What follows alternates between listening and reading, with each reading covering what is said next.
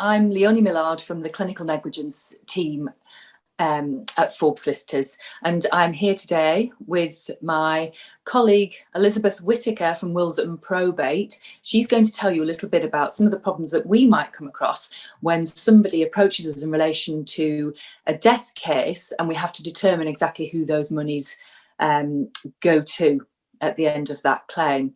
So, Liddy, over to you, if I may ask you a few questions. What is probate?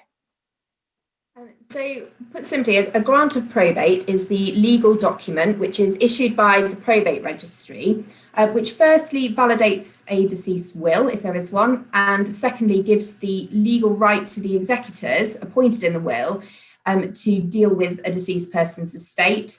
It's not always required in every estate, but executors will have to apply for probate in many cases where there are funds to be released which belonged to or which were due to be paid to the deceased person during their lifetime, or funds which are due to the estate as a result of the deceased death, such as in insurance payout, personal injury claims, or lump sum death benefits. And they will also need to obtain a grant if they wish to pursue a claim in court on behalf of the deceased estate. What are letters of administration? So a grant of letters of administration is very similar to a grant of probate in that it is issued by the probate registry and it names the person or the people who are legally appointed by the court to deal with the deceased person's estate. But this particular application is made where the deceased has died intestate, or which means that they haven't made a will. And the person or people who are entitled to apply for the grant of letters of administration is determined by the intestacy laws. It's usually the next of kin of the deceased.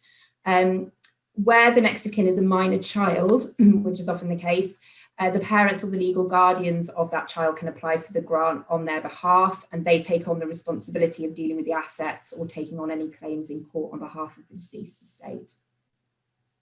And so how does that determine where we send the damages to? So as I say, the grant names the person who has been legally appointed by the court to deal with the estate, either in accordance with a valid will or in accordance with the laws of intestacy. And as such, they're legally responsible for collecting the deceased assets and accounting for any inheritance tax due, and distributing the estate to the beneficiaries who are entitled to it. So the grant of probate, or the grant of letters of administration, essentially provides a guarantee to the financial institutions or the holder of the funds that are due to the estate that they're paying the funds to the right place, and it removes any risk of them paying it to somebody who's been unverified. Excellent, thank you for that description. All that is left to say now is that together we can steer you in the right direction should the need arise in the event of a death case, and I hope that's been helpful.